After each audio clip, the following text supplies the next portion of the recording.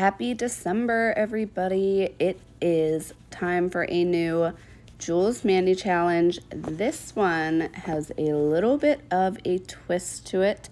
So if you want to hear all about that and you want to see how I created this Mani look, I'm going to roll the intro. We're going to get right into it.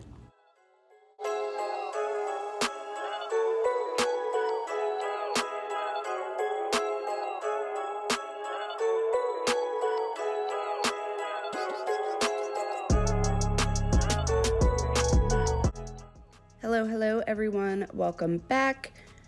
I cannot believe it's December already. Anyway, I'm gonna pop the inspo pic up in the lower right hand corner. There it is. I love this palette. I decided to put a little twist on it. The twist is gonna be optional. I will talk to you about that in just a second. But first, our sponsor for this month, if you can't tell, is Sparkle&Co. So whoever our winner is will receive, I believe we're doing a Sparkle&Co gift card. So thank you so much to Sparkle&Co for sponsoring this month's challenge. So as usual, Mani challenge rules are pretty much the same. Use at least 2 colors from the inspo palette that you just saw. I will also post it in my Facebook group as well as on my Instagram. So if you want to head over to either one of those platforms, you can save the photo so that you have it for reference later when you go to do your Mani.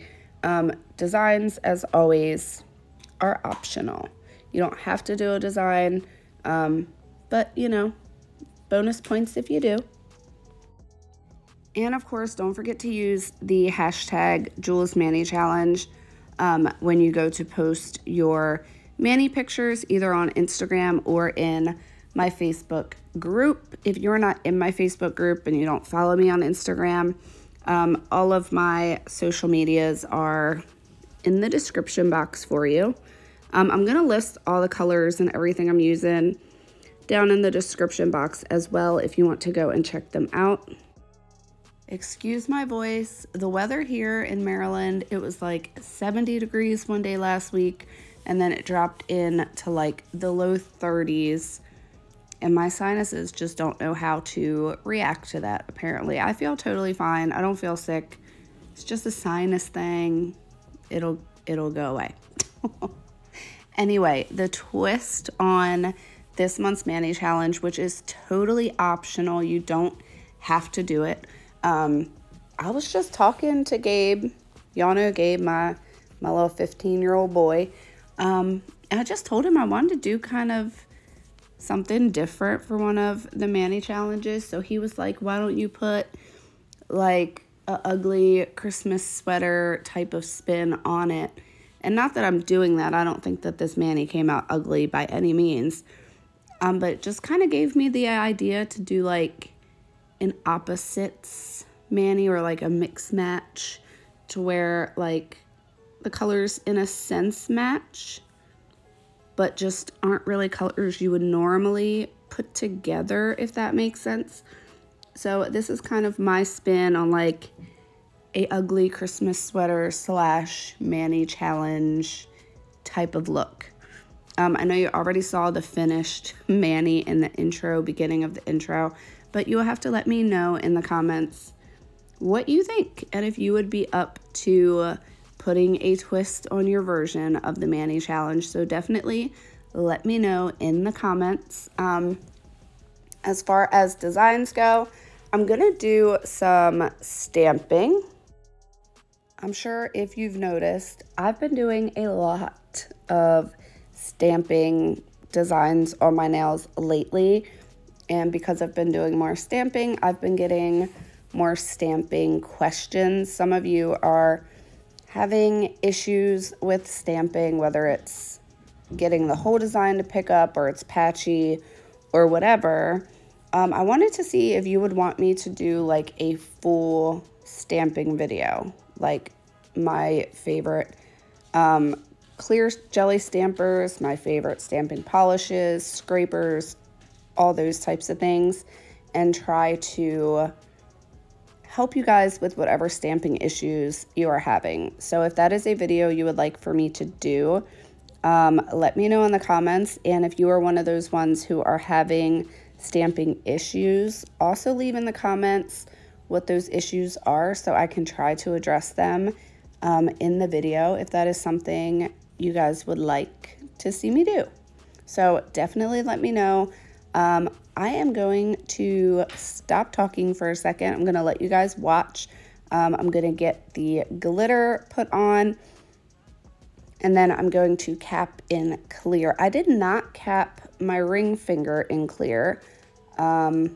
Lately, I have actually found that if you do like a really nice, smooth, even application with your dip liquids and your dip powders, you can kind of get away with just buffing the surface of your nail so you're not really filing your nail or filing into the color.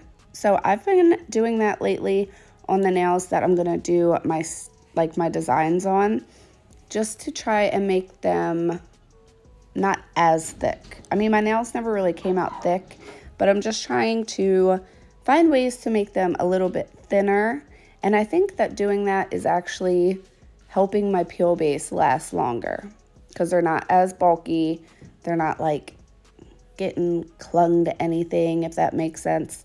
So I did not cap that one in clear. I am going to do a stamp design on my index finger, but since that is a glittery red, I am going to encapsulate that in clear, obviously.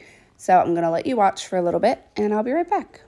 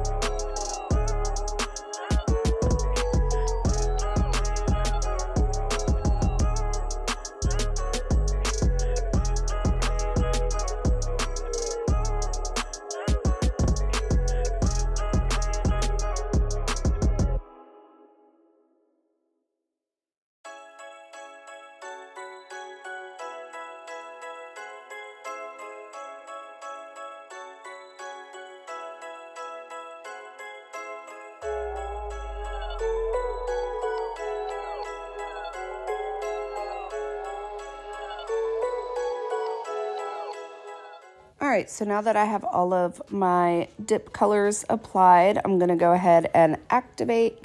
I like to activate each one of my nails twice.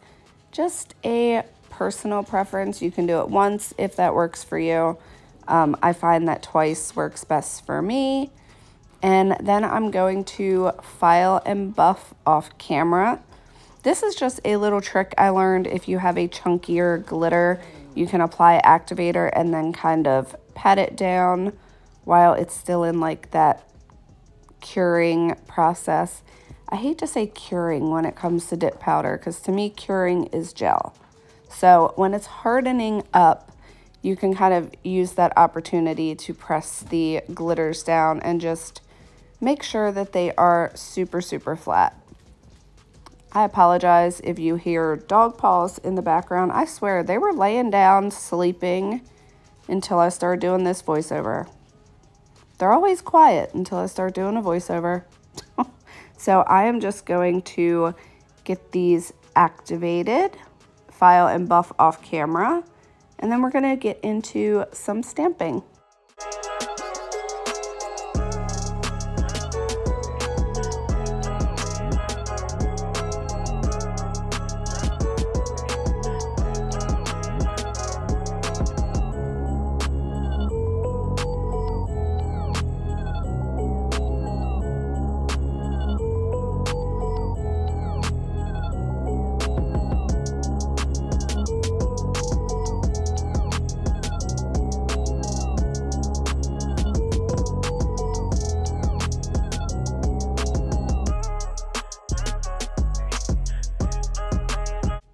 Alright, so now I'm going to get into my stamping. I got this silicone mat from Clear Jelly Stamper a couple of weeks ago, and I've been using it religiously. It's amazing, you guys. I have not ruined it, which I've ruined a bunch of silicone mats. This one just feels different. It's a lot thinner than all of my other silicone mats, but I have gotten acetone, alcohol, all the things all over it, and it still looks pretty good. You can even make decals on this. It has those little finger imprints on there. You can practice your stamping first. I don't know. I just wanted to share it with you guys. I think it's a super, super cute and useful little nail art mat. So I will leave that linked for you guys as well. These are the stamping plates I'm going to use. This one is from Maniology. I will have to see if this plate is still available. I believe it is. So I will leave it linked down below. The other plate, of course, I will leave linked as well from Clear Jelly Stamper. I do have a discount code with them if you want to check them out. So if you remember, the inspo pick had the pine cone and then the cup of coffee with kind of that fancy, I don't know how to describe it, like foamed design with the creamer. So instead of doing the full coffee cup, I thought it'd be cool to just do the design that was inside the mug. So abstract-ish, maybe not, I don't know. So I'm just gonna do that on one, and this is where my nails are gonna kind of become like mixed matched and the ugly Christmas sweater, if you will, because I'm just doing that heart design on my index finger. And then this one is gonna be all out with pine cones. I love pine cones. I don't know if you guys remember, I did like a whole pine cone mani last year. I don't know. I just think they're super cute. So this is a small plate from Clear Jelly Stamper. It has pine cones and poinsettias and, of course, little bits of greenery, I guess you could say. But it's a layered plate, which just makes stamping so much easier. If you are impatient like me when it comes to the reverse stamping, it looks super cute. It really does, but I just don't have the patience to do reverse stamping. So I love the layered plates a whole lot more. So I'm gonna do the layered design of the little piece of the tree or the bush, whatever you want to call it. But I'm just going to do the branch of it first, just because I kind of want to get a layout of where I'm going to want the pine cone to go. So I'm going to space it just a little bit. I am only using 2 stamping polishes for the pine cone. I'm just going to go back and forth. So I'm going to start with the darkest brown one that I have. I will leave the colors linked for you if you are interested. I believe they're Maniology polishes, but I'm just going to place the super dark one first, and then I'm going to layer it with a little bit of a lighter. It's almost like a brownish purple. Almost like a, I don't know how to describe it. But it's almost going to give a little bit of like a snowy effect, if that makes sense. It'll make sense when you see it all together. But I'm going to layer this one next, and then I'm going to do the darker brown again on top. And it has holes all throughout like a pine cone, so you'll still be able to see all the layers of the colors. But it's just so much easier than reverse stamping. So much easier.